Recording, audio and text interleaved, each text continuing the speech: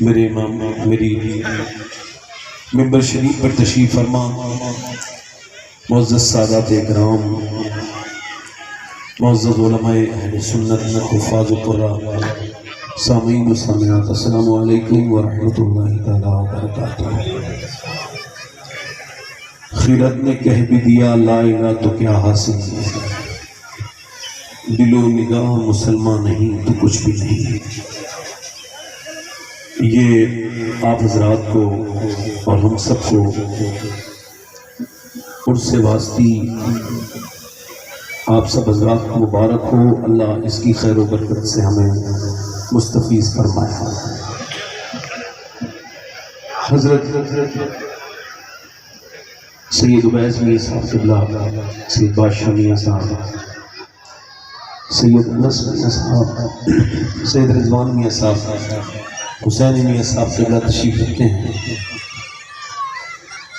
اقبال کہتا ہے کہ خیرت نے کہہ بھی دیا لا الہ تو کیا حاصل، دل و نگاہ مسلمان نہیں تو کچھ بھی نہیں۔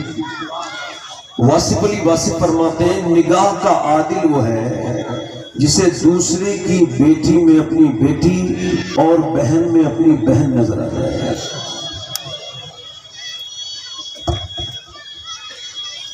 آپ یقین جانیں اس وقت کے جو موجودہ دور کے حالات ہیں ان کو دیکھتے ہوئے میرے پاس چونکہ 10 منٹ ہیں اور اس میں انشاءاللہ میں اپنی بات ختم کر لوں گا، تو حالات اس قدر، اس عرس واسطی سے آپ یہ پیغام لے کے جائیے کہ نگاہ کی حفاظت کیجیے، اپنے دل کی حفاظت کیجیے۔ اللہ کے رسول صلی اللہ تعالیٰ علیہ وآلہ وسلم کی سنت مبارکہ یہی ہے کہ آپ اپنی نگاہوں کو جھکا ہوا رکھیے۔ حضرت سیدنا امام حسن بصری رضی اللہ تعالیٰ عنہ، یہ سیدہ ام سلمہ کا انہوں نے دودھ پیا ہے، مولا کائنات کے خلیفہ بھی ہیں، شاگرد بھی ہیں۔ یہ بیان کرتے ہیں کہ میرا ایک حافظ تھا مرید، جو بصرہ کا سب سے بہترین سب سے مضبوط حافظ تھا۔ ایک دن وہ میرے پاس آیا اور آ کے بولا میں برباد ہو گیا۔ میں نے پوچھا کیا ہوا؟ کہ لگے حضور میں کہیں کا نہ بچا، میں برباد ہو گیا۔ کیا ہوا؟ کہ ایک لڑکی کو پسند کرتا تھا، اس کا پیچھا کر رہا تھا۔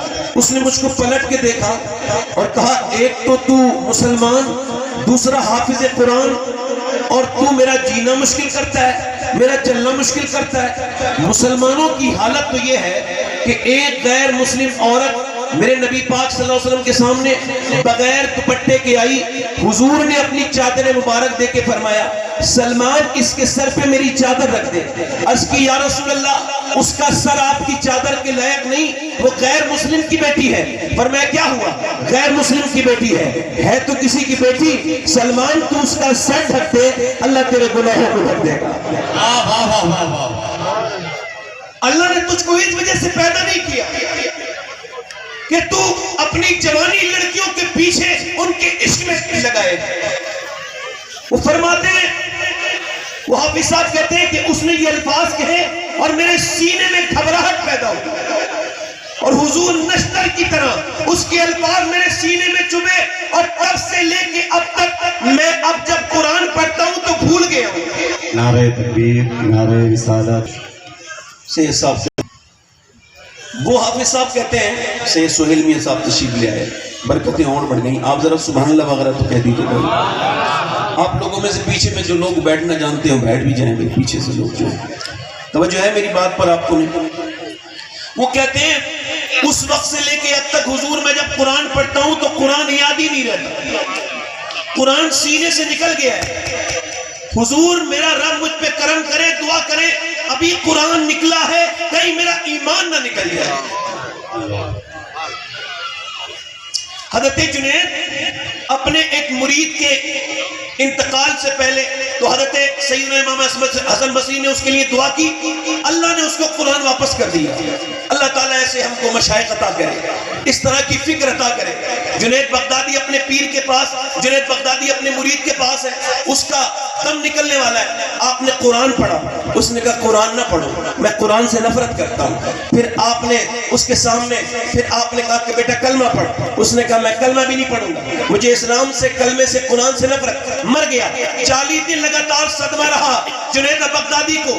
40 دن کے بعد دیکھا جہنم کے فرشتے گھسیٹ کے لے جا رہے ہیں۔ پوچھا کہ تمہیں یہ کون سی بات تھی جو جہنم میں لے کے آ گئی؟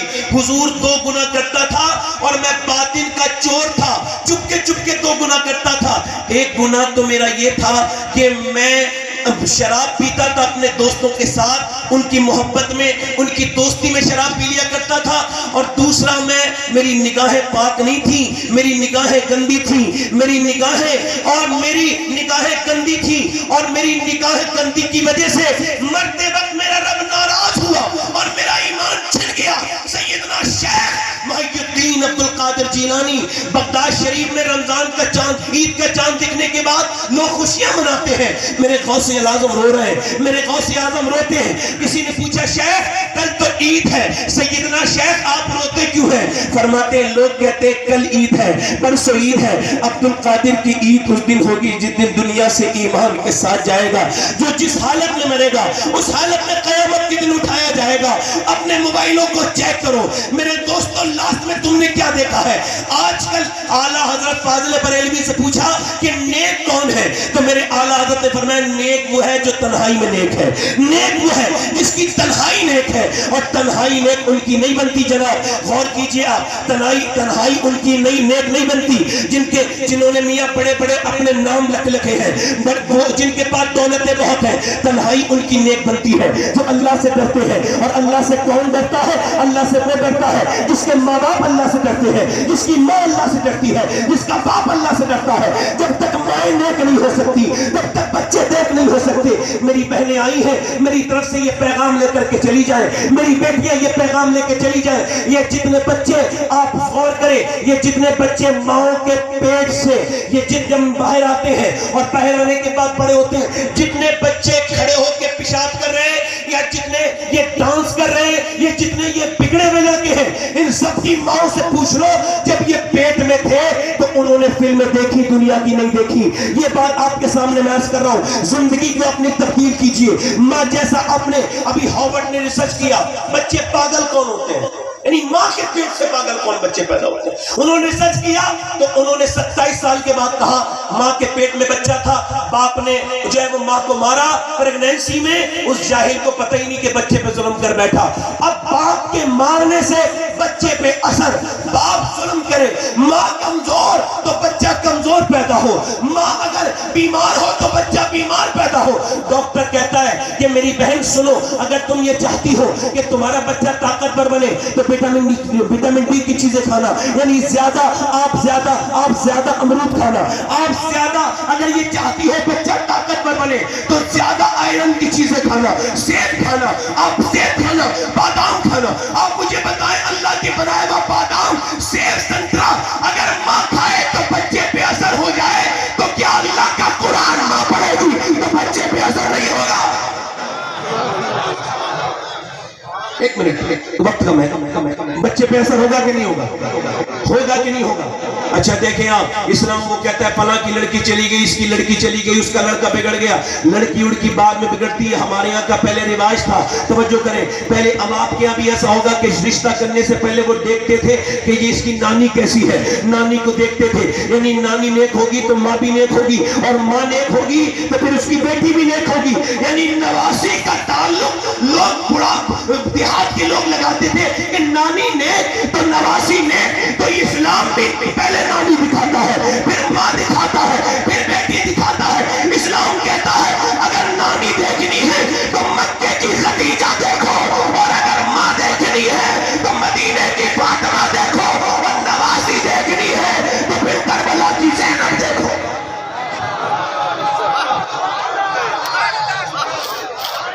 مائیں نیک نہ مائیں نیک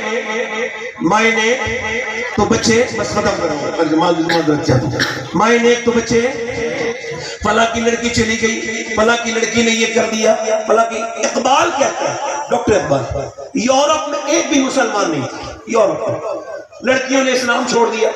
مجھے بڑی تکلیف ہوتی ہے، بہت تکلیف ہوتی ہے اندر سے، مگر میں سوچتا ہوں کہ وہ جو غیر مسلم کے گھر گئی ہے کیا وہ واقعی میں مسلمان کی بیٹی ہے؟